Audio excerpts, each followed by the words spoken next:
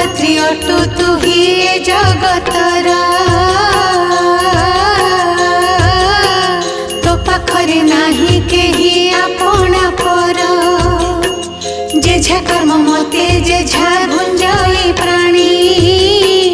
समस्ते तो प्रजा एका तू महाराणी तते पूजा करे जेऊ घरर नारी